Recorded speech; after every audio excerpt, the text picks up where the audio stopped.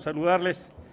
Les he pedido reunirnos para compartir con ustedes desde el ejercicio de mi derecho a la libertad de expresión, pero también en materia del voto libre e informado, para compartir mi posición sobre la consulta que se va a realizar el 1 de agosto. Quiero ser muy claro. Me parece que esta consulta es una peligrosa simulación. Y lo digo con absoluta claridad. Y lo voy a subrayar desde tres distintos enfoques.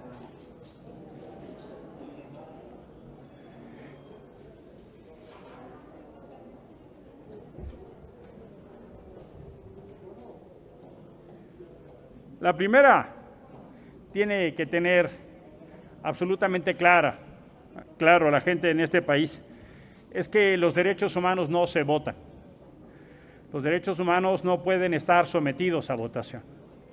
Y ese es ya un principio universal, establecido no solo en el derecho internacional de los derechos humanos, sino también en las obligaciones que tiene el Estado mexicano ya en su Constitución y como ley. No podemos someter los derechos de las personas a votación o a consulta. Hoy la democracia es entendida no solo como el régimen de las mayorías, sino como el régimen que garantiza el ejercicio de derechos humanos de todas y todos, en particular de las minorías. Lo que no puede suceder es que la justicia se someta a consulta.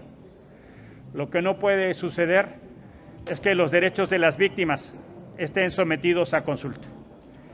Si existen elementos para investigar, no solo en lo que se refiere a delitos patrimoniales, es decir, presuntos actos de corrupción de las administraciones anteriores, pero sobre todo en materia de derechos humanos. Por ejemplo, los casos como Ayotzinapa o Tanguato o los gravísimos casos de las miles de personas desaparecidas durante los recientes años. Tienen entonces que ser investigados. En muchos casos, la Fiscalía General de la República o las fiscalías estatales tienen denuncias a las que no han dado cauce. Si el Estado mexicano tiene los elementos, las denuncias, o por lo menos los indicios para iniciar investigaciones, no tiene por qué preguntarse a la gente y la autoridad competente tiene que actuar en esa materia. Y también me parece muy grave que hoy por hoy esté haciéndose a un lado y dando la espalda a las víctimas en el compromiso que adquirió el hoy presidente de la República con las víctimas para crear un mecanismo internacional y una comisión de la verdad para investigar los crímenes atroces y las graves violaciones cometidas por los gobiernos anteriores. Como candidato y como presidente electo se reunió con víctimas y ese compromiso no se ha cumplido. Otros países no han necesitado consultas para poder revisar el pasado. Otros países incluso que llevaron a consultas o a referéndum este tipo de actuaciones, uno a uno fueron cayendo en las instancias internacionales como la Comisión Interamericana de Derechos Humanos por considerarse que atentaba gravemente contra los derechos de las víctimas. No podemos generar una simulación tan perniciosa y que siente un precedente tan grave.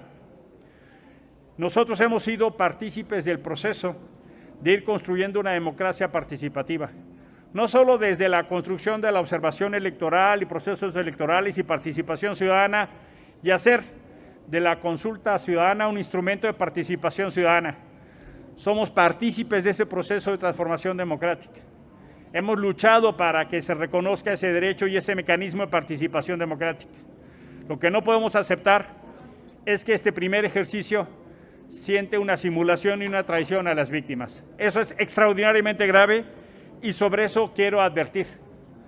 He venido insistiendo y lo voy a seguir haciendo, que de hecho en distintos espacios la gente debe saber que no se pueden someter ni los derechos ni la justicia de las víctimas a votación. Quiero terminar diciendo e insistiendo que me parece entonces un ejercicio de simulación. La gente decidirá lo que quiera hacer, si quiera o no, es su derecho, pero yo aviso que no voy a participar en este ejercicio. Me parece que es una simulación grave, que atenta gravísimamente contra el sistema de derechos humanos que hemos querido construir en este país. Y en una segunda nota, les quiero avisar que presentaré una denuncia contra quien resulte responsable por estar incluido en los casos de investigación de Pegasus. En las notas periodísticas que hemos leído en los últimos días, mi nombre fue reiteradamente mencionado, tanto cuando fui secretario ejecutivo de la Comisión Interamericana de Derechos Humanos, como cuando yo regresé a México en el 2016 en adelante. Daré curso a una denuncia en la Fiscalía General de la República. Espero que se actúe conforme a derecho. De hecho, la Fiscalía tiene ya denuncias presentadas e infelizmente no ha actuado. Esperemos no solo que la Fiscalía actúe en materia de su competencia, sino hago un llamado al presidente de la República para que la brevedad constituya un grupo de trabajo con las personas afectadas que se ha dado a conocer nacional e internacionalmente que han sido investigados, incluso gente de su familia, para que se pueda tener la absoluta certeza que hoy no existe de que el Estado mexicano no está utilizando este sistema de espionaje y que no se pagará más para escuchas ilegales, inconstitucionales y fraudulentas.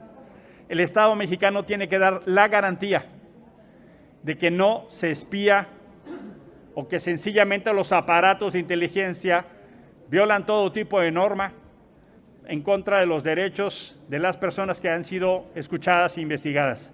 El Estado mexicano y en particular la Presidencia de la República tienen que dar la absoluta certeza de que este tipo de programas han sido desarticulados y que el control judicial tiene que prevalecer, si es el caso, en materia de las regulaciones que existen en seguridad nacional para utilizar, pero no se puede utilizar como un mecanismo de lucha contra la oposición, la lucha social o la defensa de los derechos humanos. Hoy por hoy no tenemos esa certeza y es grave y debe tenerse absolutamente claro que no basta que el presidente diga que no se utiliza, debe haber un equipo de trabajo constituido por autoridades y personas afectadas para tener la absoluta certeza de que ese aparato del Estado no se manda ni se mueve solo. Por su atención, muchísimas gracias. Quedo abierto por si hubiera dudas. Sí, senador. Le pregunta Félix Muñiz, de Punto Aéreo. Gracias, senador. Preguntarte en el tema que estás manejando primero, tú dices que se están violentando los derechos humanos de las víctimas y que esto la Suprema Corte de Justicia no lo consideró, lo pasó por alto, o por qué aprobó esa pregunta y por qué aprobó hacer la encuesta. ¿Sí? A mí me parece grave que la Suprema Corte de la Justicia haya traspasado sus facultades. Dirían hoy los jóvenes, todo mal, ¿no? Una consulta con vicios de ilegalidad e inconstitucionalidad avalada por la Corte. La Corte se puso a redactar una pregunta que quién sabe qué pretende, porque es de suyo una pregunta confusa, que no tiene nada que ver con la propaganda que el presidente y sus aliados y sus seguidores dicen en el debate público, no tiene nada que ver. Es extraordinariamente sorprendente que se hayan constituido en comisión de redacción, por cierto, bastante deficiente, más allá de sus facultades. Puedo entender que quieran propiciar la participación ciudadana, la democracia participativa directa, pero no en estos términos.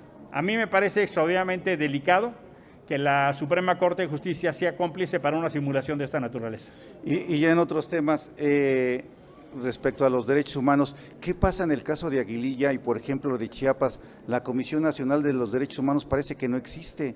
No sé ahí qué se tenga que hacer o qué se puede hacer para que la comisión funcione. Es que en la crisis de derechos humanos que estamos viviendo, ya la CNDH ni se menciona. En la crisis que se ha reflejado, por ejemplo, de defensoras y defensores de derechos humanos asesinados, ya ni se menciona a la CNDH. En el tema de las personas desaparecidas, por ejemplo, lo que está pasando en Nuevo León, en la carretera donde están desapareciendo transportistas, como hace años sucedía, lo que sucede en Aguililla o en otros lugares.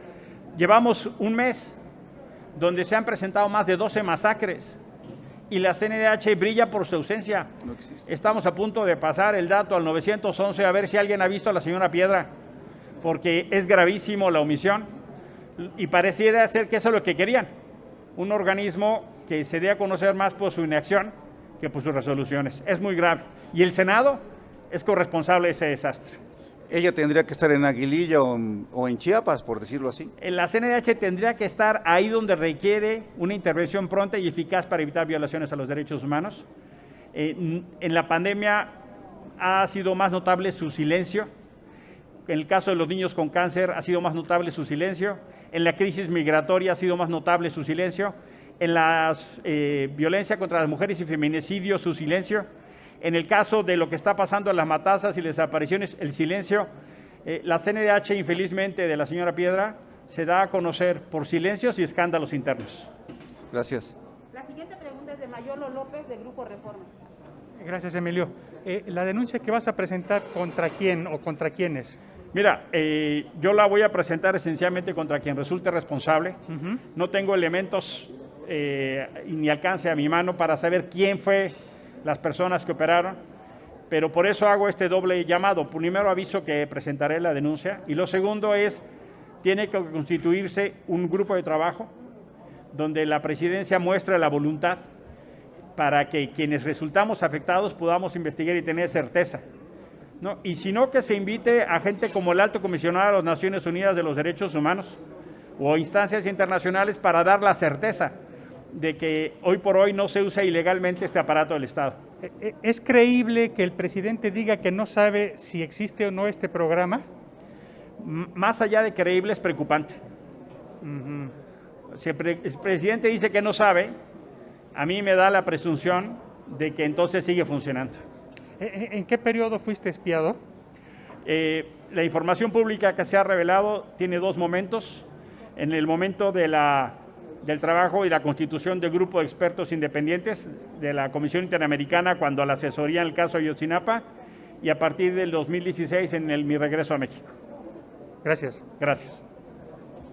No tenemos más preguntas registradas, señor senador. Muchísimas gracias por su atención. A usted, senador, muy buenos días. Muy buen día. Agradecemos su presencia. Deseamos poner de relieve el tema de salud. Hay una serie de medidas internacionales que algunos países ya están tomando y donde México parece pasmado y nuestro gobierno federal en 6 tiempos de respuesta: lento, más lento, parado, en reversa, dormido y muerto. Por ejemplo, en España ya hay toque de queda de la 1 a las 6 de la mañana. En Francia el presidente ya adoptó una serie de medidas para que quien no esté vacunado tendrá restringida su movilidad. Y México es de los pocos países del mundo en donde no hay absolutamente ningún control internacional. Estados Unidos acaba de anunciar hace unos minutos medidas restrictivas adicionales para la movilidad por tierra hasta el día 21 de agosto. Nosotros le hacemos un llamado formal al presidente de la República y a la Secretaría de Salud para que tomen medidas serias. Va a llegar un momento, además, en el que los pasajeros mexicanos que vayan a Europa o Asia no van a poder ingresar, porque cada vez se platica más de este concepto del pasaporte internacional y algunas de las vacunas que se han aplicado en México no están todavía suficientemente reconocidas ni en Estados Unidos ni en Europa. Y esto no es para desacreditar el esfuerzo, pero cuando vemos los datos de lo que ha hecho nuestro gobierno y aparecen cifras de ineptocracia y de corrupción, como es el caso de haber comprado 20 millones de vacunas y no saber cómo aplicarlas, tenemos un sentido de preocupación superlativo. ¿Cómo vamos a enfrentar todo esto? Pues evidentemente hay que aprender de las experiencias exitosas Y quienes lo han hecho bien en otros países han descentralizado, han delegado de parte del gobierno nacional hacia gobiernos locales para ver cómo es que se puede atender mejor todo esto. El tema de las compras. Primero, el error de novato de centralizar las compras en la Secretaría de Hacienda. Los que ya hemos encabezado un gobierno local y sabemos de qué se trata, no lo hubiéramos hecho así. Segundo, el hacer a un lado a la Secretaría de la Función Pública para la fiscalización. Tercero, confundir la intención a través de las UNOPS y apoyos de Naciones Unidas, que son para otros propósitos, para poder hacer las compras de carácter consolidado. Y así la historia continúa. Nuestro ánimo no es desacreditar, sino que tenemos que volver a las 4 recomendaciones fundamentales. Primero, el uso apropiado del espacio libre. 2, la sana distancia. 3, el uso de cubrebocas. Y 4, vacunas, vacunas y más vacunas. Ese es el tema que nos mueve el día de hoy, ante una preocupación de una nueva ola creciente de COVID y que no está suficientemente atendida. Gracias.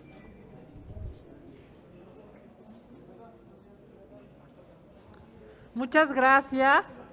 Hoy hablaremos de 2 temas en este Senado de la República que nos parecen absolutamente trascendentes.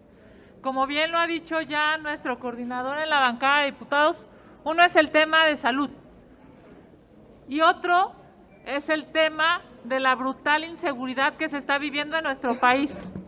Déjenme decirles que hace unas horas se dio a conocer el informe mensual de seguridad de este gobierno de la esperanza y los datos son brutalmente alarmantes porque es claro que la estrategia de abrazos no balazos no iba a servir y no se necesitaba ser genio para saber que no iba a servir.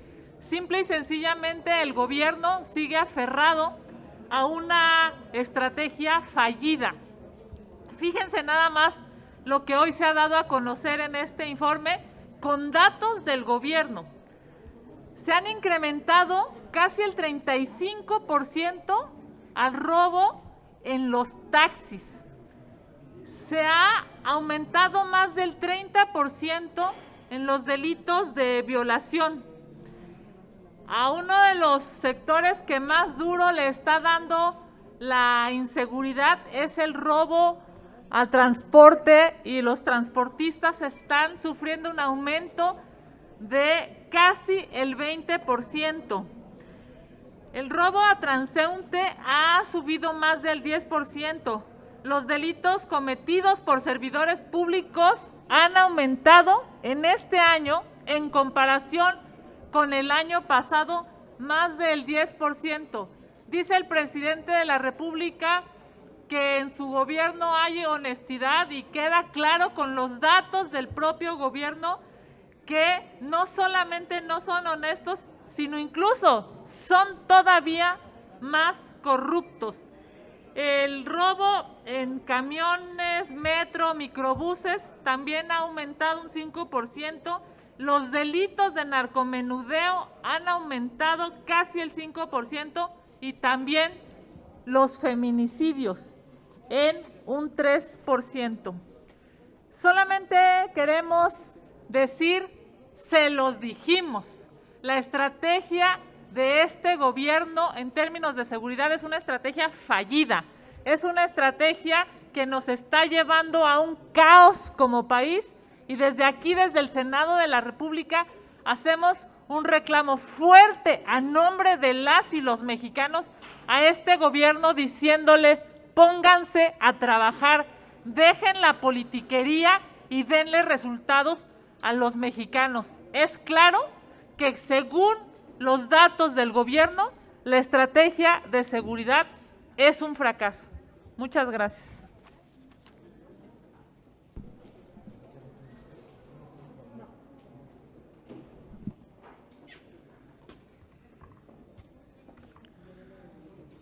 Muchas gracias.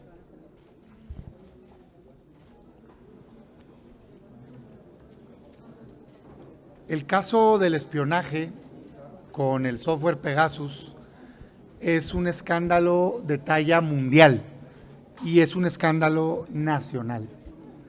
Más de 50,000 teléfonos celulares interceptados, espiados.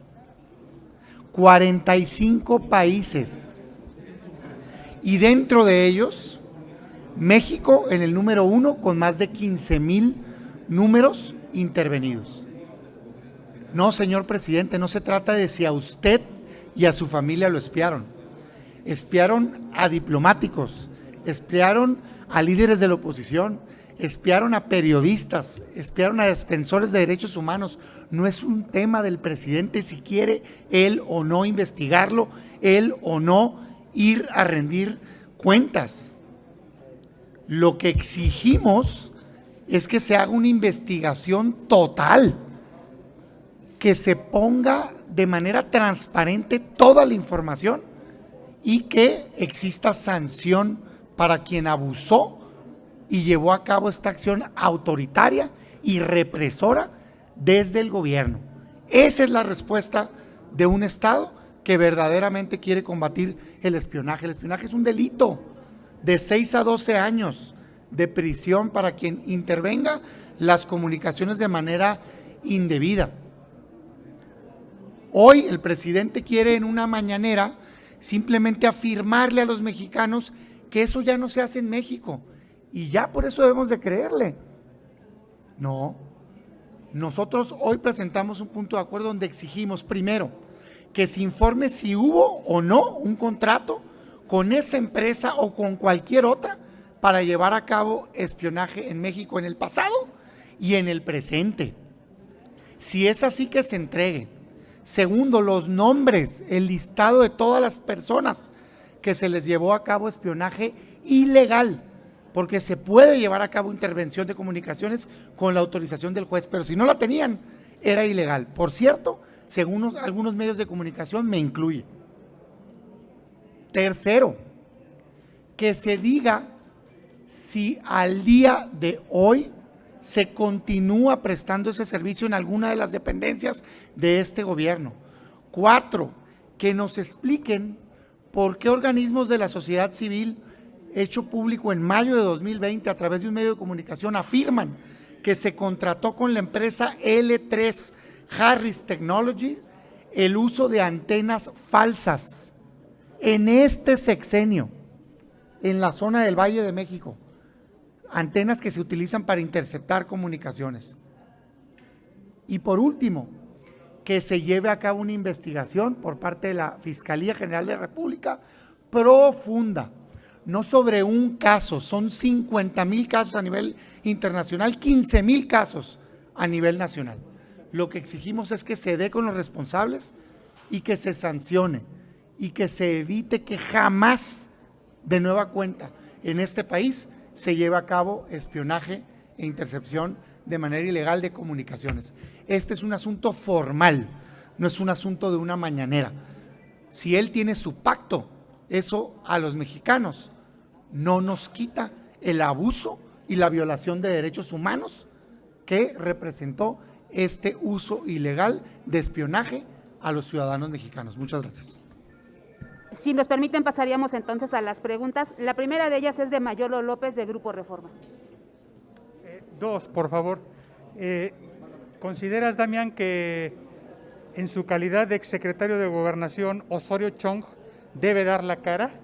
Y segunda, para el diputado Romero, un grupo de exgobernadores entregó un escrito al presidente del partido para pedirle que usted siga al frente de la coordinación.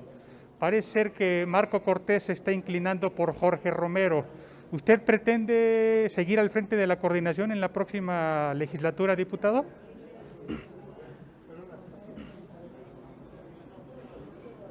Las facilitas puso Mayolo. A ver, miren, yo no me voy a prestar a señalar a personas en lo particular si no tengo evidencia de dónde salía. Yo no sé si era la PGR, yo no sé si era, no sé.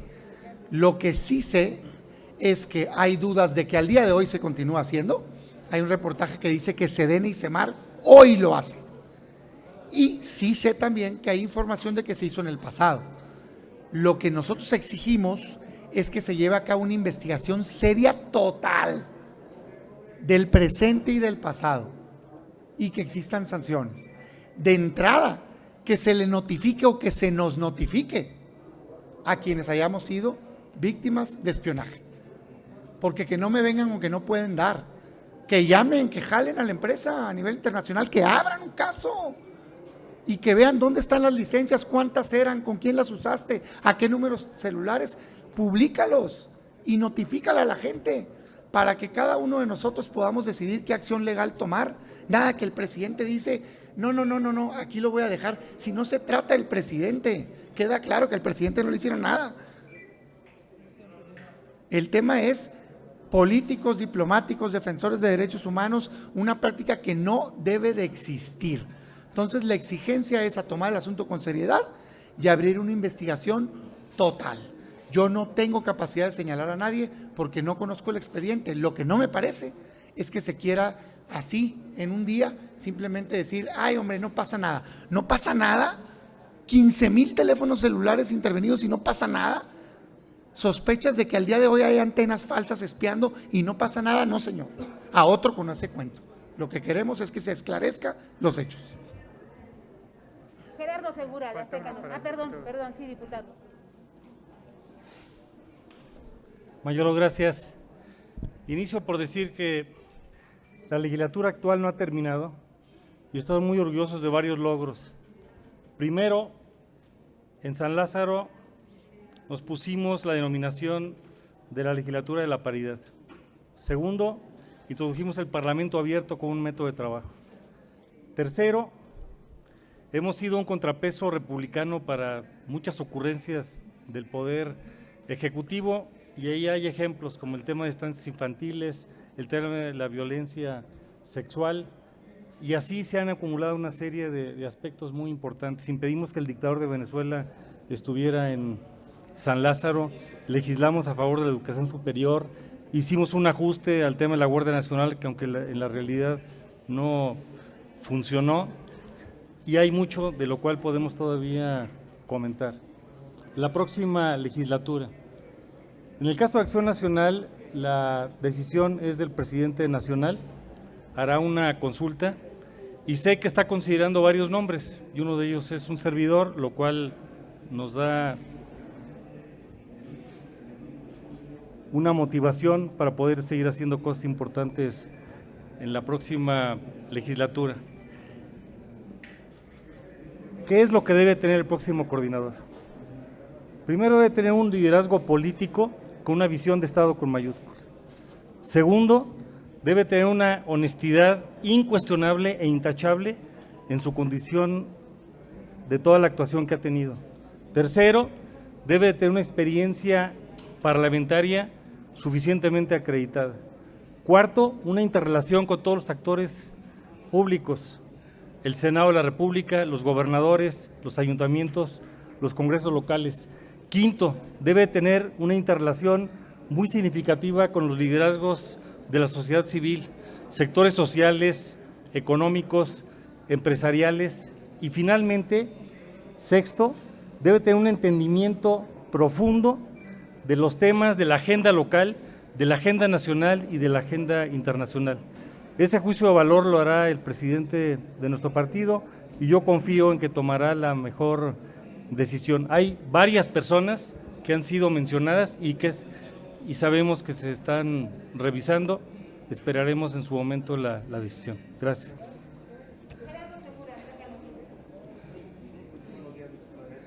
Quisiera insistir un poco en lo que decía Damián, en relación a lo del espionaje.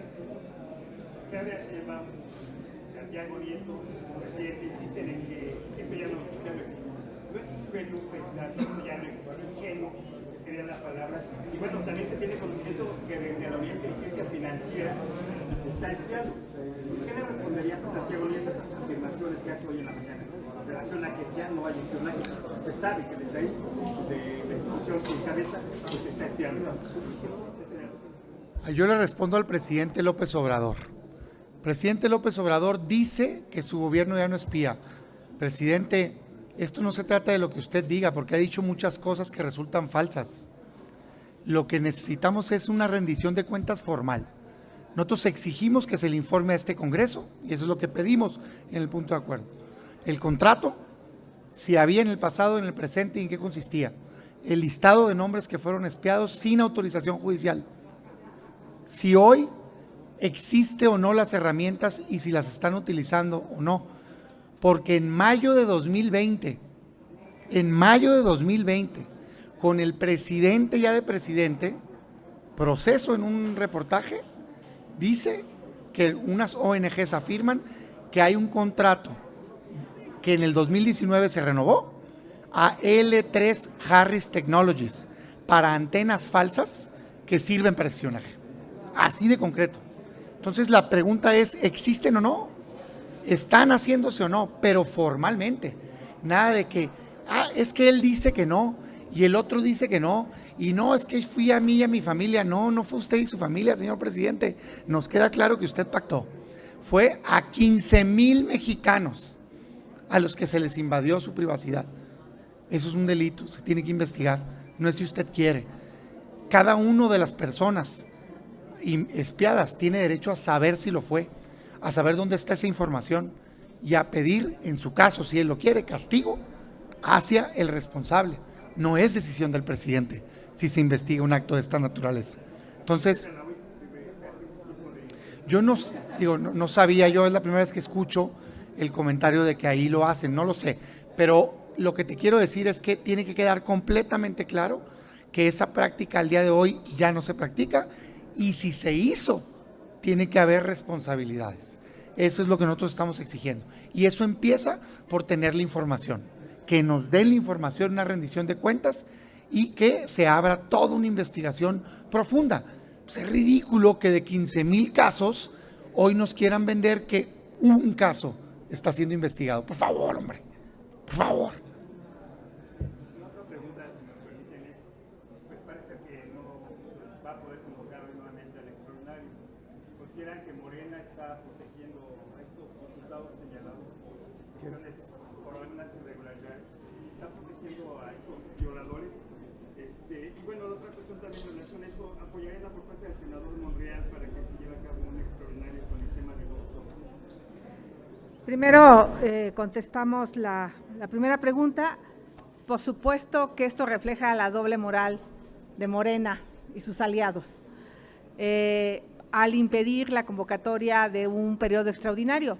Y le decimos claramente a Morena, si sus aliados no quieren ir con ustedes, aquí están los votos del PAN para convocar a un periodo extraordinario que permita abordar estos penosos casos tanto de corrupción como de una presunta pederaste, que ya está probado que este diputado llegó con un joven a un hotel, están los testimonios del joven, yo creo que son clarísimos los testimonios y la primera pregunta es ¿qué hacía un diputado con un niño de 15 años en su cuarto de hotel? Entonces no hay que ser muy ingenuos para saber que este hombre tiene un grave problema en su vida sexual. Entonces, el problema es que Morena le da vueltas porque en el fondo pues ya pactaron con el PT. No quieren prescindir de los votos del PT en el próximo presupuesto, pero entonces que no se llenen la boca diciendo que están en contra de la corrupción, porque pues ahí está el caso de corrupción, de presunta corrupción. Nosotros no estamos decidiendo si Mauricio Toledo es culpable, no, lo único que estamos quitando es el desafuero. Y otra cosa, no que se había quitado el desafuero, o sea, es una utopía la que el presidente vendía y los diputados vendían diciendo que nos habíamos quitado el fuero. No que se había quitado el fuero, es la pregunta. Entonces, yo aquí diría, aquí están los votos del PAN para ir a periodo extraordinario y someter estos casos. Y está el tema del outsourcing, lo hemos platicado en el grupo parlamentario, aquí la senadora Kenia López Rabadán fue muy clara, estuvimos a favor del outsourcing, pero sabíamos que los meses de implementación eran muy cortos. Les voy a dar 3 problemas que tiene esta ley. La fecha de entrada en vigor es el día 1 de agosto, pero tienes hasta el 22 de agosto para darte de alta. Entonces ahí hay una contradicción, porque ¿qué va a pasar entre el 1 y el 22 con las empresas que están en proceso de darse de alta? El segundo tema es que este viernes vence el plazo para trasladar a los trabajadores de las empresas de outsourcing a la empresa operativa este viernes. Y si no lo haces, pues entonces vas a tener que pagar primas mucho más caras con el seguro social de riesgo, y eso también es un problema para las empresas. Y el tercer tema es el tema con el Infonavit, que hay que hacer una asociación de registros, y ese procedimiento está tardando mucho con el Infonavit. Si no se hace esto y trasladas a los trabajadores, los das de baja y los das de alta, los créditos de los trabajadores se van a ver en riesgo. Tienen que pasar 6 meses para que un trabajador sea otra vez sujeto de crédito por parte del Infonavit. Entonces, no solo es el tema de este plazo, es el tema del Infonavit, es el tema del Seguro Social, y por supuesto la propia Secretaría está rebasada. Nos llevamos 3 meses en medio entender, todavía no quedaba claro el tema de la industria de la construcción. Tuvimos una reunión con Salafranca aquí con Kenia, y ya que se entendió, pues ahora viene el proceso de dar de alta. Hay que cambiar razones sociales, hay que integrar empleados, y eso no se hace en un mes. Cualquier país civilizado le hubiera llevado quizá 1 o 2 años implementar una reforma de este calado. ¿Qué creemos? Que las empresas de outsourcing ilegal están de salida, ya están entendidas de que no pueden contratar trabajadores bajo esta modalidad, pero ahora lo que las empresas tienen es las de insourcing, cómo integran a los empleados, lleva un proceso, y las de servicios especializados. Entonces creo que esto no le afecta a la recaudación fiscal y sí le podría dar certeza, porque el riesgo es que las empresas dejen de contratar a otras empresas para servicios y tengamos un desempleo mayor en un momento donde la pandemia va a la alza, en un momento donde el desempleo está fuerte en el país. Entonces creo que con esta precisión de que no es suficiente un mes, nosotros podríamos valorar esta propuesta de ir a un periodo extraordinario para este tema específico, que además es necesario, pero no sí en las condiciones como está presentada la iniciativa. Gracias. 6 meses es lo que nosotros planteamos, 1 de enero, tal como Kenia lo había planteado en la comisión cuando se discutió este tema y se planteó aquí en el Senado. Gracias, Gerardo. Sí, déjenme les informo que el día de hoy estoy presentando una iniciativa justamente porque se los dijimos. Nosotros, el PAN, en la comisión de dictamen y después en el pleno, se los dijimos. Es una aberración el plazo que había dado este pleno para que entrara en vigor el registro. Se los dijimos en su momento, se los explicamos en el pleno, presentamos una reserva y de cualquier manera, en su necedad y en su obsesión, aplicando su mayoría, rechazaron esta ampliación para que entrara en vigor este gran y trascendente tema que en beneficio ayudará a millones de mexicanos en su empleo, pero en perjuicio afectará y generará la posibilidad de que millones de mexicanos pierdan el empleo. En medio de una crisis económica brutal, es una irresponsabilidad lo que este pleno aprobó con la mayoría de Morena y sus aliados. El día de ayer, el grupo parlamentario de Morena dice que va a presentar una iniciativa que, por cierto, ya está registrada en el pleno de hoy, para que esa aberración se contenga y solamente se amplíe un mes más. Y eso, disculpen, pero es una vacilada. Todo el desorden que se tiene en este momento es por culpa de la mala planeación de este gobierno. Fíjense nada más, estamos hablando de varias oficinas gubernamentales, de la Secretaría del Trabajo, del SAT, del Infonavit, del IMSS. Es un andamiaje legal amplísimo como para estar jugando con fechas que son claramente imposibles de cumplir. Hoy estaré presentando esta iniciativa, estaré inscribiendo en el Senado, en la Comisión Permanente, esta iniciativa que busca que entre en vigor, no como lo plantea Morena, solamente con un mes más de plazo, sino que entre en vigor hasta el 1 de enero. Igual plazo que, por cierto, se les dio a las terciarizadoras del gobierno. Fíjense nada más, hicieron un artículo para el outsourcing del gobierno y otro artículo para la iniciativa privada. Es verdaderamente una vergüenza. Nosotros, por supuesto, que creemos que esa ley se tiene que perfeccionar y por supuesto que acompañamos la iniciativa, pero no en los términos planteados. Al contrario, queremos un plazo totalmente lógico y racional, porque hoy es claro que no se va a poder cumplir con la ley y que este problema que se trató de minimizar de las terciarizadoras o el llamado outsourcing puede ser un problema peor que va a generar millones de desempleos en este país. Les he dicho a mis compañeros que por supuesto quienes gusten firmarla, el grupo parlamentario serán bienvenidos, pero también a los demás grupos parlamentarios.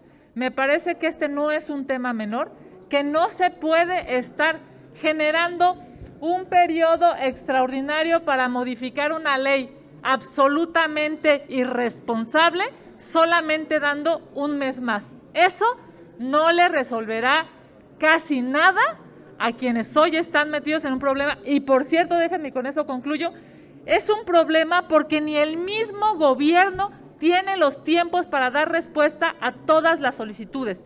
En el registro claramente confluyen varias oficinas gubernamentales que no tienen el soporte administrativo suficiente en medio, por cierto, de una pandemia. Gracias.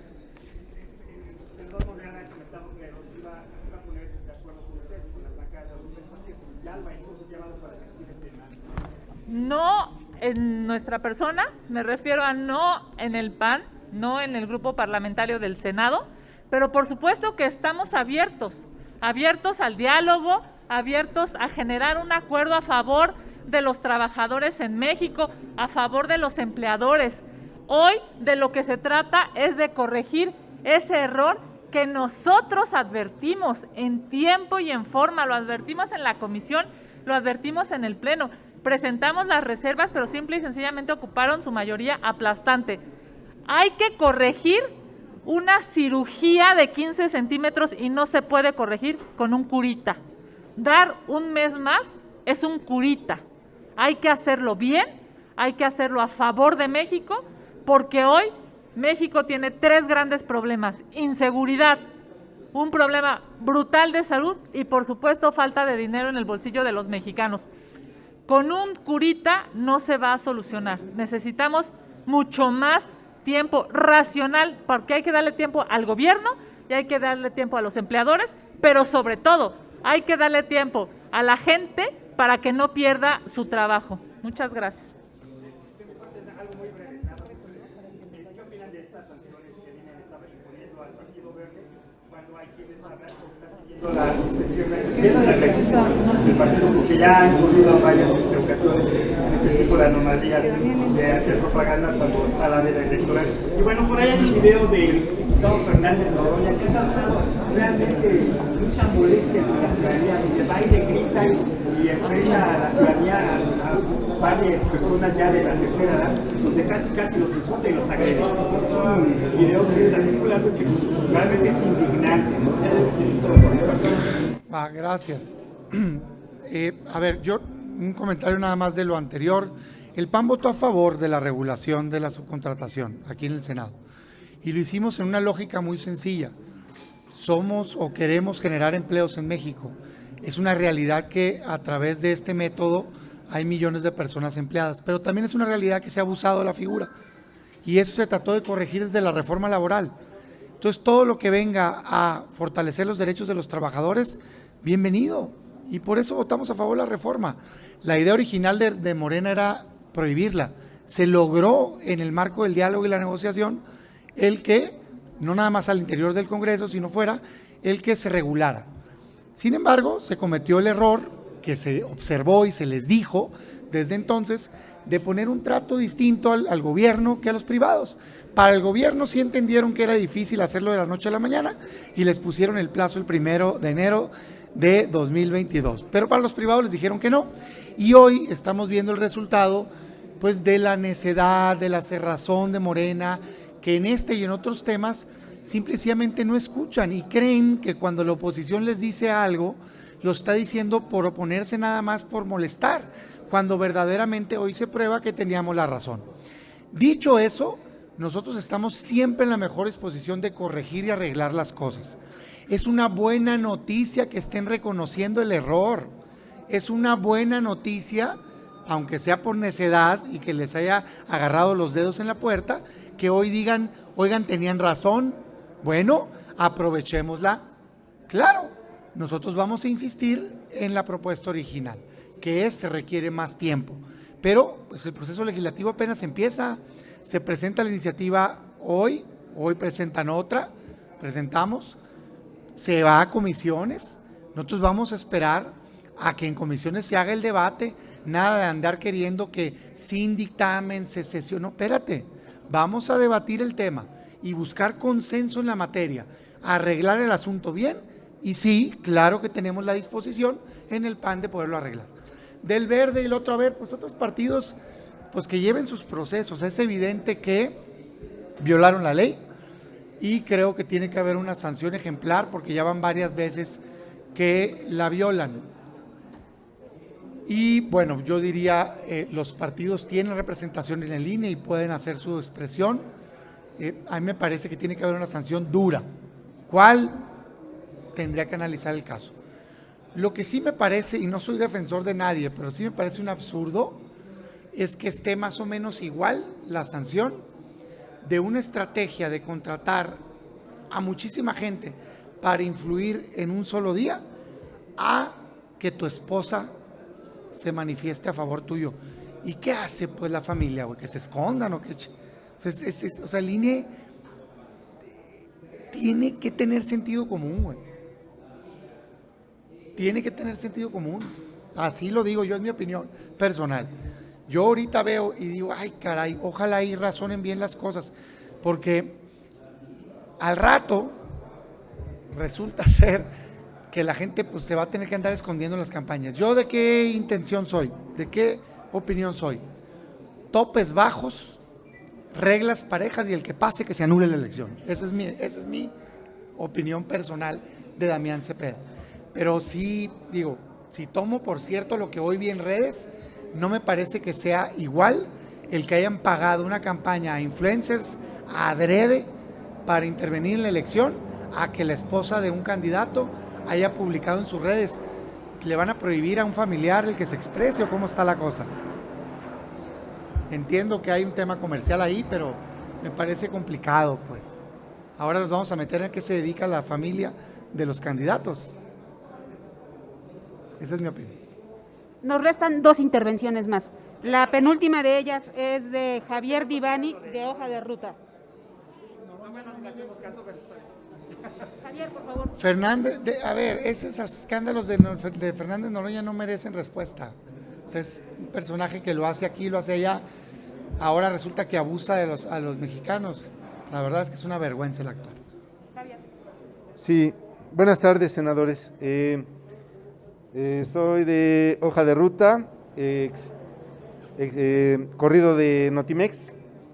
Y bueno, la primera pregunta, 2 preguntas nada más.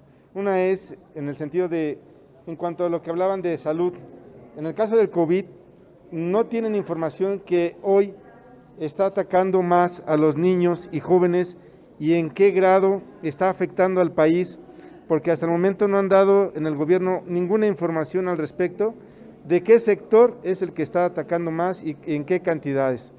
Y bueno, por el otro lado, nosotros llevamos ya 1 año y medio en la huelga de Notimex y quisiera preguntar hasta dónde llega la responsabilidad del Senado de la República en el caso Notimex, toda vez que es donde se ratifica la directora San Juana Martínez. Y también hasta ahora San Juana no ha sido llamada al Senado ni a la Cámara de Diputados o no han dejado los morenistas que llegue a comparecer para que dé a conocer cuánto ha gastado de los 400 millones de pesos que se le han dado por los años 2019 y 2020. En este caso, ya hay información de que ella presentó ante Hacienda gastos por estos recursos y supuestamente porque está pagando nóminas y algunos servicios cuando estamos en huelga. ¿Cuál sería el paso siguiente para la Cámara de Diputados y para el Senado de la República en el tema Notimex? Cuando el gobierno haya enviado un ultimátum para que los trabajadores o trabajamos con San Juana Martínez o cierra la agencia, o trabajamos con San Juana Martínez sin nuestra secretaria general o cierra la agencia. Gracias por su respuesta. Claro, mira, la verdad es que es muy lamentable este caso. Muestra una vez más cómo el presidente pone por encima las lealtades personales del desempeño institucional. Es evidente que no ha hecho un trabajo adecuado y que el conflicto no lo ha podido superar. Más allá de la persona, yo no la conozco, pero me parece que no ha podido resolver un conflicto y ya tiene demasiado tiempo y sí, la verdad, creo que debería de actuar el gobierno. No, yo no estoy de acuerdo en que para ninguna persona se diga es la única persona que puede hacer funcionar es una institución. Pues ni que fueran Gandhi, pues, ¿no? Ni Gandhi es más, con todo respeto. O sea, por favor, pues que es lo mismo que está diciendo con el Poder Judicial. Ahora resulta, nadie puede más que este ministro. Por favor, hombre, ¿no? O sea, son instituciones, es el Estado mexicano, buscas buenos perfiles profesionales que hagan el trabajo. ¿Qué sigue? Yo esperaría, o sea, el llamado una vez más a que se resuelva el conflicto por la vía del diálogo, ¿no? Y que puedan encontrar pronto una solución. Mi solidaridad en el caso. En el tema del COVID, a ver, me queda claro, es evidente por los números que ha venido detonándose esta tercera ola muy fuerte. Me parece que la solución es una y es vacunar, vacunar y vacunar. O sea, cada vez más rápido, más ágil. Que todas las vacunas que se tengan a disposición se bajen con una logística lo más pronto posible. Aquí en la Ciudad de México parecería que está, digamos, llevándose a cabo de manera ágil la vacunación, pero no es así en el país. Entonces, yo diría menos celebración y más atención, porque pareciera, hablando en el gobierno como si ya se superó la crisis y la verdad es que no. Los contagios están a la alza, todavía muchas personas están muriendo y por supuesto viene en puerta la reactivación educativa, que cuando menos a título personal yo quiero que se dé, pero se tiene que cumplir con protocolos, se tiene que haber vacunado un porcentaje adecuado de gente para que no se convierta en una bomba que explote, pues, ¿no? Entonces la respuesta es vacunar, vacunar y vacunar.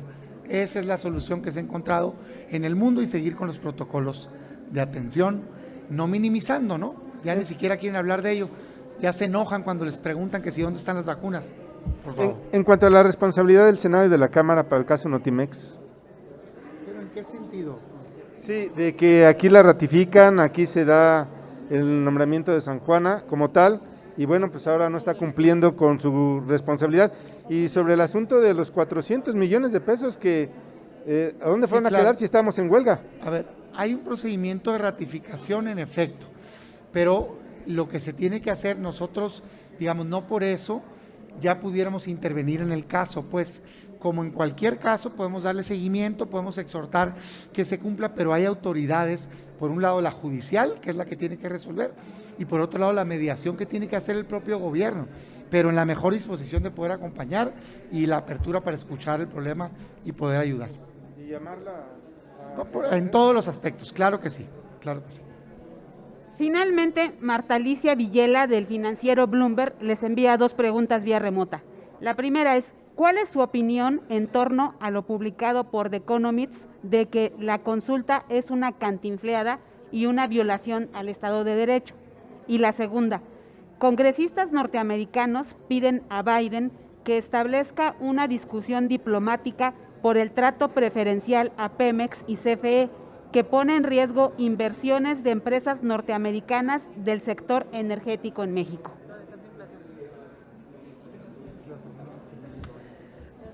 Le daremos a la primera, si les parece. A ver, es claro que comparar al presidente López Obrador con Cantinflas es muy lamentable. Y me refiero a Cantinflas se le conocía porque tenía muchos oficios, ¿no? Y pues yo no le veo muchos oficios a López Obrador, ni oficio ni beneficio. La verdad es que es claro que en el PAN siempre estaremos a favor de los instrumentos de participación ciudadana, siempre estaremos a favor de que la gente participe, siempre estaremos a favor de que el pueblo, la ciudadanía, nos dé luz para tomar decisiones. Pero esta consulta es una vacilada. No se entiende, la pregunta no va a llevar a nada, es una mentira y ya lo dijo la Corte, es una mentira que tenga nombre y apellido, no va dirigida a nadie en particular y lo peor de todo es que la ley no se puede consultar, la ley se tiene que aplicar. Si alguien tiene información de algún servidor público pasado o presente, pues que presente la denuncia y que se investigue y al corrupto que se le sancione, así de fácil. Es un circo que ha creado el presidente y estamos absolutamente convencidos de que va a ser un fracaso por algo muy elemental. La gente quiere resultados y este gobierno no los está teniendo.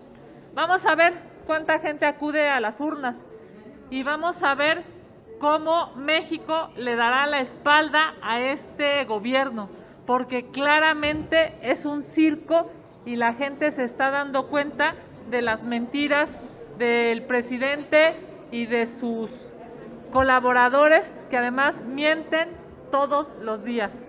Gracias. Sobre este tema yo coincido, ¿no? O sea, es una tragedia que la consulta popular la estén usando para algo que no vale la pena.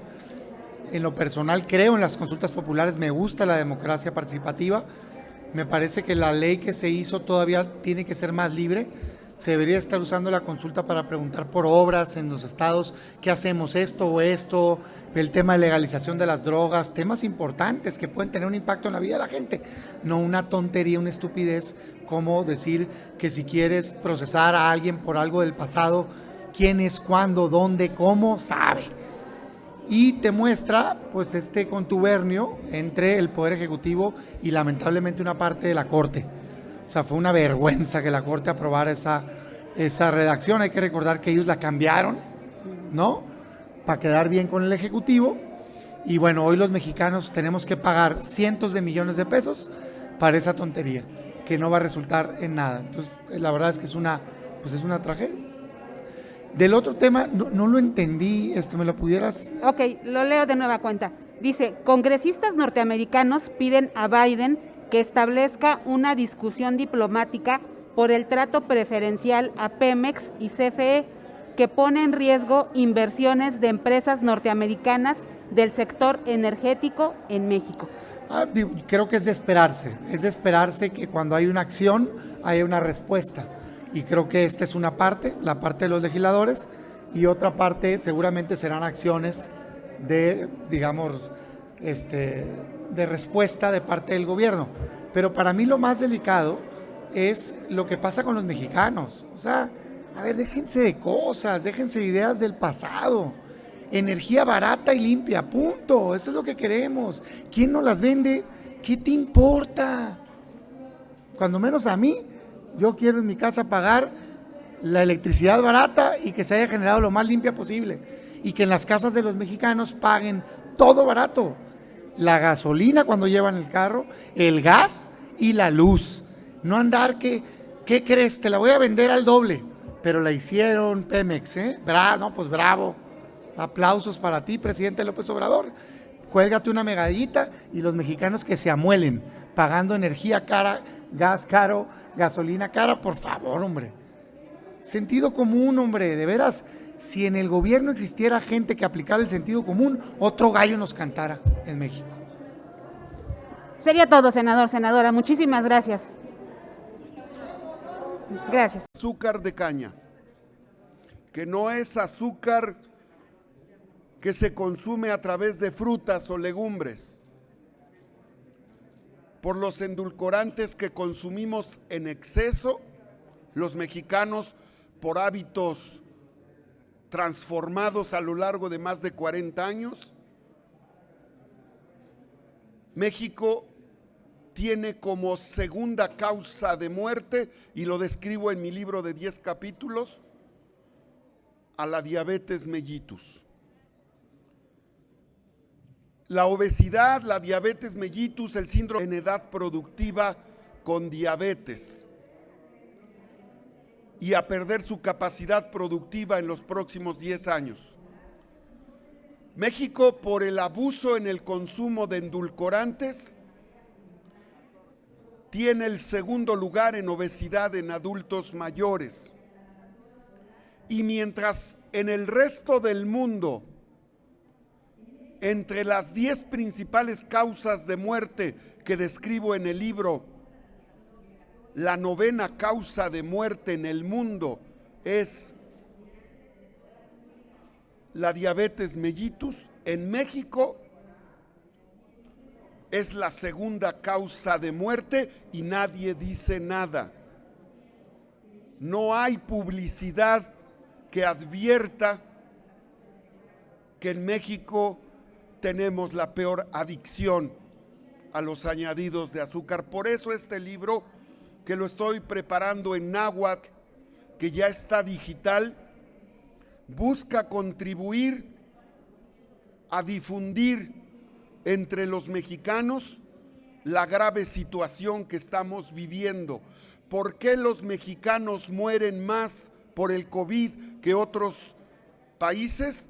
Porque tenemos enfermedades correlacionadas con la obesidad, la diabetes mellitus, la hipertensión, el síndrome metabólico, que cuando una persona se contagia del COVID, pondera la comorbilidad de otras enfermedades que nos están lastimando. Por eso es que este exhorto respetuoso a la Secretaría de Salud es para que una vez que aprobamos en este Senado los etiquetados en refrescos y en alimentos procesados denominados alimentos chatarra, la Secretaría de Salud, en cumplimiento con el artículo 4 constitucional, realice una campaña amplia de difusión, ocupe los espacios que tienen radio y televisión para explicarle a la población que hoy y desde el primer día de enero de este año, los productos industriales que comemos y las bebidas gaseosas que ingerimos tienen un etiquetado que describe los altos contenidos de azúcar, de sodio, de cafeína o de otras sustancias que en el consumo excesivo dañan a la salud de nuestros hijos y nos han llevado vergonzosamente a ser el primer país con obesidad infantil. Hoy, según la Organización Mundial de la Salud, hoy 7 de cada 10 niños, 70 de cada 100, 700 de cada 1000 niños que viven en pobreza extrema desayunaron un vaso de refresco en lugar de haber comido una tortilla o un plato de frijoles, porque es más grande la publicidad para manipular el consumo excesivo de bebidas que en promover una dieta balanceada, hacer ejercicio y reactivarnos físicamente para cuidar nuestra salud. 7 de cada 10 personas que mueren por COVID no mueren por COVID, sino mueren porque tenían una enfermedad correlacionada con la obesidad. Así lo describo en el libro que estoy compartiendo como senador de la República en Puebla. Y finalmente les quiero compartir, amigas y amigos de los medios de comunicación, en su responsabilidad social, para que nos ayuden a difundir. Mientras en el promedio de países en el mundo se consumen 200 vasos de refresco al año por persona, 100 vasos de refresco al año por persona, en Estados Unidos se consumen 400. En México, al año por persona, se consumen aproximadamente 600. En el estado que represento, Puebla, más de 730 vasos de refresco al año por persona.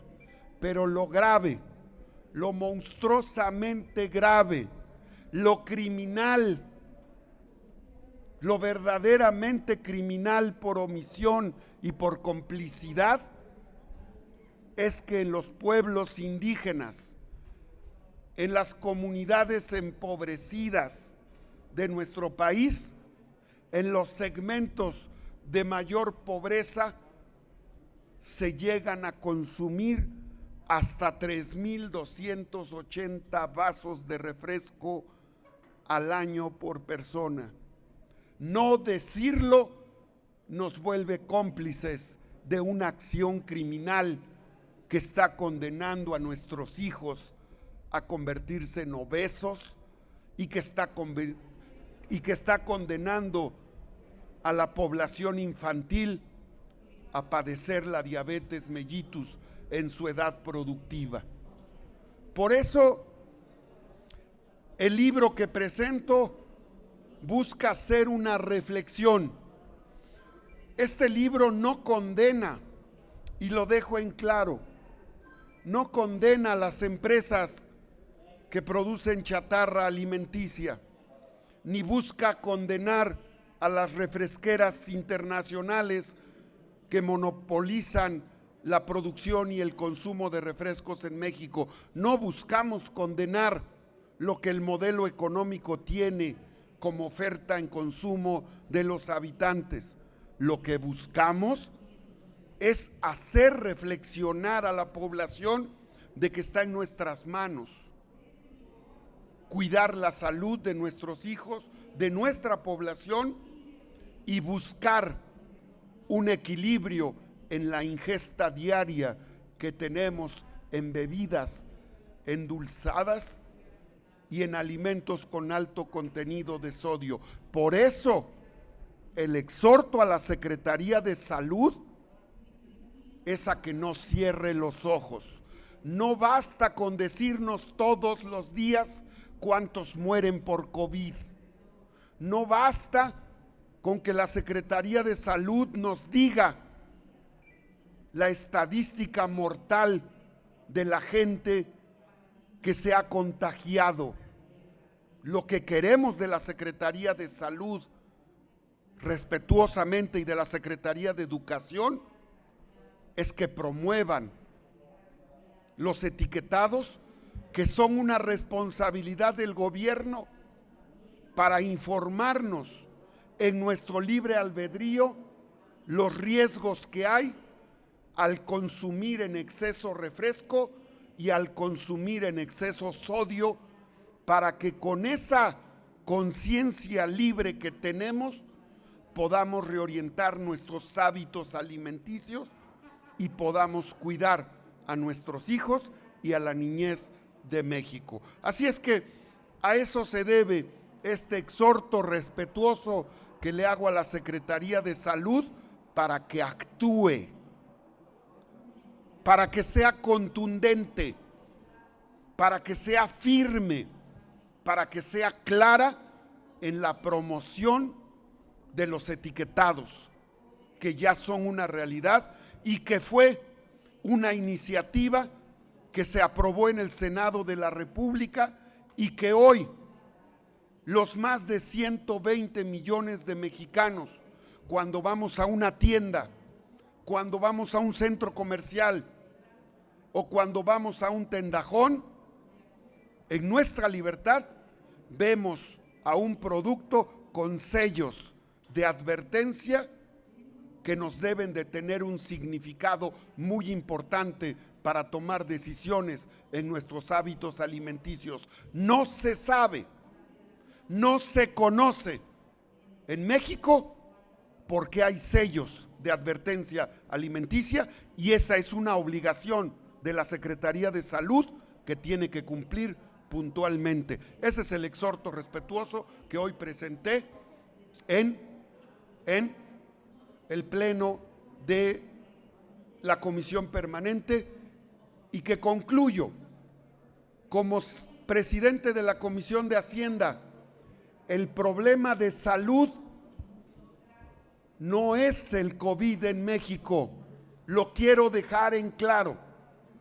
El problema de salud en México no es el COVID. El problema de salud en México es la obesidad y la diabetes mellitus que tiene cerrado de ojos a los cómplices del poder que manipulan el abuso y el consumo de los habitantes en México. La verdadera pandemia en México no es el COVID, son los añadidos, los colorantes y los endulcorantes con los que están envenenando a la población y con los que están condenando a nuestros hijos a ser obesos, a ser hipertensos y a ser diabéticos. Ese es el comentario que les hago, amigas y amigos de los medios de comunicación, y estoy a sus órdenes. Sí, señor senador. Le pregunta Carlos Guzmán, de CMX Noticias. ¿Qué tal, senador? ¿Cómo está? De ABA Noticias de Veracruz. Pues un tema importante, más que nada en la cuestión de los azúcares. Ya se ha comentado desde hace muchos años el tema, pero obviamente no había tenido la repercusión que tiene el día de hoy. Aparte de este exhorto que se hace en la permanente, ¿presentará usted alguna iniciativa para que en los libros de la SEP se contenga esta educación, el conocer los edulcorantes? La gente sabe muy pocas veces que la cesulfame, que está presente prácticamente hasta en un sobrecito de leche, de un suplemento de leche, te puede causar cáncer en cierta dosificación, y también de preguntarle del libro si lo va a poner a la venta o qué es lo que va a hacer. Gracias, Carlos. Este libro generosamente lo edita el Senado de la República, es un libro gratuito, es un libro de 100 páginas de fácil lectura, con estadísticas, con datos, está respaldado por nutriólogos y por médicos especialistas, epidemiólogos, y es un libro que ya es digital, ya está digitalizado para compartirlo, y es un libro que está por presentarse en náhuatl para los grupos indígenas, porque es ahí donde hay un mayor grado de afectación a la salud en la población indígena, y es un libro que le quiero entregar a la secretaria de Educación, a mi amiga senadora y secretaria. Le he solicitado desde hace un mes me reciba. Yo sé que tiene mucho trabajo, pero quiero aprovechar este medio y quiero aprovechar la fuerza de la comunicación para solicitarle una cita a la secretaria para compartirle este esfuerzo, y que algunos temas que tiene que ver con la educación, la reactivación física y la salud que ya ordenó el presidente de la República se pongan en marcha. La reactivación física, materias en temas de nutrición y el aprovechamiento con respecto a dietas eficaces que nos ayuden a proteger la salud. Le solicito públicamente, porque ya lo hice a través de los medios formales oficiales, a mi amiga, a la secretaria de Educación, que sé que es una mujer sensible, que me reciba para hacerle del conocimiento de este libro, que es una aportación que busca contribuir a este gran mal que no es el COVID, sino que es la diabetes mellitus y el abuso, la adicción en los endulcorantes. Ese es el comentario, Carlos. No tendríamos más preguntas registradas, señor senador. Muchas gracias. No estamos en contra del consumo de refrescos. que quede claro, por favor. No estamos en contra de la industria refresquera, también que quede claro, porque se ponen nerviosos y luego me mandan mensajes en bots en contra de su servidor por hacer este tipo de propuestas. No estamos en contra de ningún empleo que tenga que ver con la industria refresquera. Estamos a favor de la salud de los mexicanos y lo que queremos es que tengamos hábitos de consumo saludables y racionales. Es brutal que una persona consuma en México 3,200 vasos de refresco al año, cuando en el resto del planeta consumen 100 vasos de refresco. Ese es el comentario respetuoso y atento que hacemos. Gracias. Gracias, senador. Muy buenas tardes. Gracias. Sánchez García, del Grupo Parlamentario de Morena. Ella, como ya les comentamos, trae el tema del feminicidio de Noelia Aguilar Guerrero en el complejo químico Morelos de Pemex en Coatzacoalcos, Veracruz. Adelante, senadora, la escuchamos. Sí, buenos días a todos los medios, muchas gracias por estar aquí. Me voy a permitir quitarme el cubrebocas para que me escuchen de manera correcta, porque todavía me agito un poco. Compañeros y compañeras de todos los medios, les agradezco la cobertura que dan a este trabajo legislativo en el Congreso de la Unión. Me acompañan las compañeras Rosa Castro y Graciela Flores, compañeras petroleras también. Por cuestiones de la pandemia, pues no citamos más gente, pero existe la indignación, el coraje y la injusticia dentro de nuestras instalaciones petroleras. El día de hoy presenté ante la Comisión Permanente un punto de acuerdo para apoyar a la familia de la trabajadora Noelia Aguilar y condenar el asesinato de la misma. Trabajadora de Pemex, que su cuerpo fue encontrado el pasado 12 de julio dentro del complejo petroquímico Morelos en la ciudad de Coatzacoalcos, Veracruz. Expreso mi solidaridad y mi más sentido pésame a la familia de la víctima del gremio petrolero. Asuntos de esta naturaleza no pueden quedar impunes y no deben ser repetidos. Por ello es importante exhortar a las autoridades de los 3 órdenes de gobierno, el federal, municipal y al Sindicato de Trabajadores Petroleros, que no ha movido un dedo, que no se ha indignado ante este feminicidio. Nuestra compañera fue encontrada en un bote de basura al lado del área de mantenimiento. Nunca salió su carro de ahí. Ella llegó a trabajar en un turno de 8 a 4 de la tarde y ya no salió de ahí. Su cuerpo fue encontrado 2 días después en el bote de basura.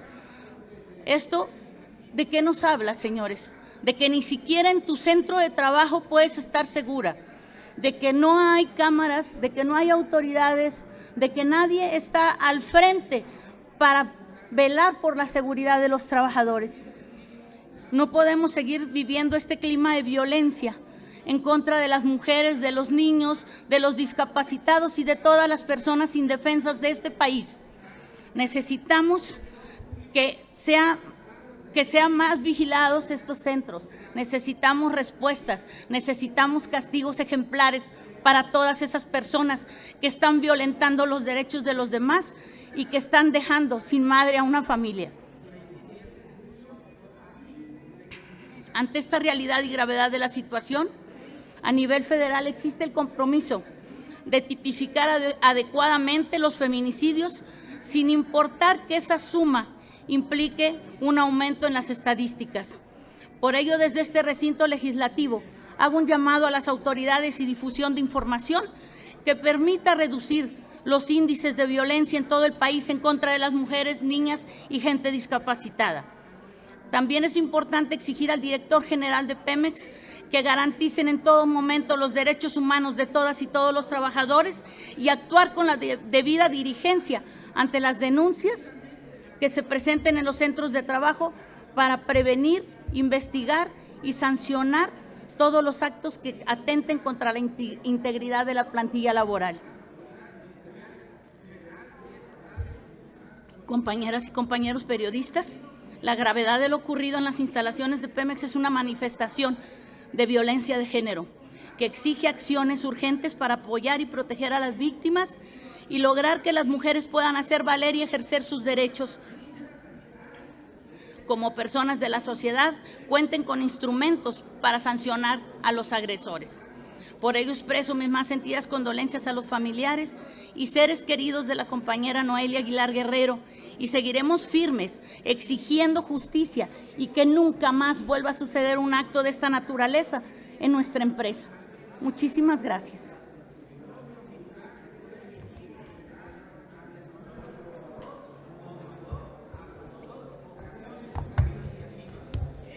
¿Algún compañero de los medios que desea hacer alguna pregunta? No, senadora, todo quedó perfectamente claro. Muchísimas gracias. Gracias a mis compañeras que vinieron desde sus trabajos para apoyar esta causa. Gracias a ustedes. Muy amables, buenas tardes.